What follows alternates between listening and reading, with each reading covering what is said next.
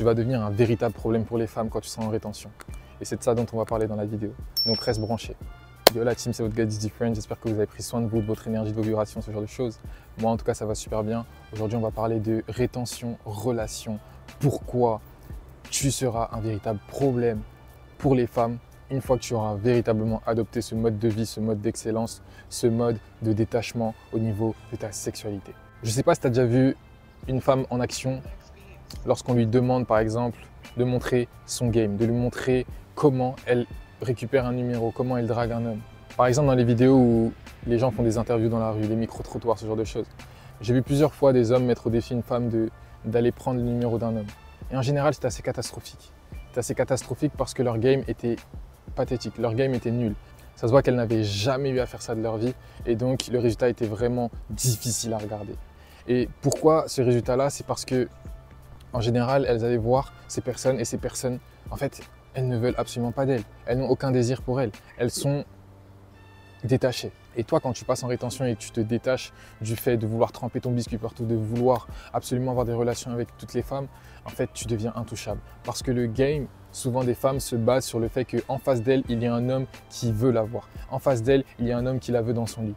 Et c'est comme ça que justement, elles peuvent contre-attaquer entre guillemets. C'est comme ça qu'elles peuvent jouer un peu avec toi. C'est comme ça qu'elles peuvent te faire parfois tourner en rond. C'est comme ça qu'elles peuvent te séduire aussi en retour, etc. Mais en fait, s'il n'y a pas cette énergie-là qui vient premièrement de l'homme, s'il n'y a pas cette énergie de lust où le gars veut absolument l'avoir dans son lit, souvent en fait, elles sont désarmées parce qu'elles n'ont pas l'habitude de ça.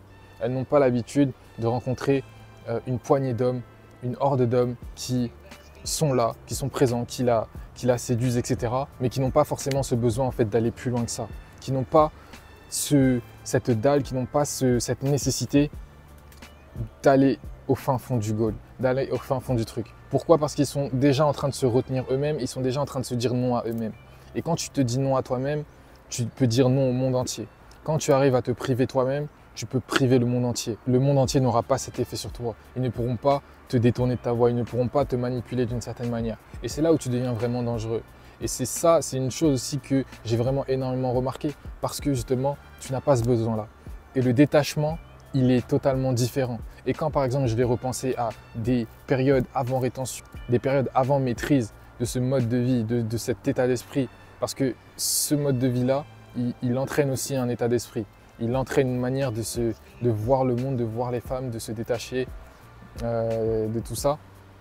Et ça crée vraiment un truc tellement plus sain, non seulement pour toi mais pour les autres, mais ça crée aussi justement une envie de t'avoir.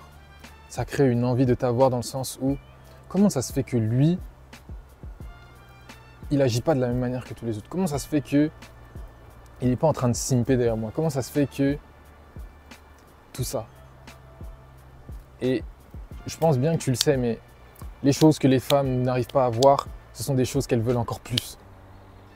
Et quand elle n'arrive pas à voir un gars qui est à ses pieds, ça la frustre. Ça la frustre, ça lui dit « Putain, il faut vraiment que j'arrive justement à le transformer. » Et c'est là que justement, toi, tu y gagnes. Parce que tu seras le maître à bord. Tu seras le maître du jeu d'une certaine manière. Si surtout tu es en face d'une femme qui n'est pas forcément encore dans cet état d'esprit de rétention, de chasteté, etc., tu seras le maître à bord.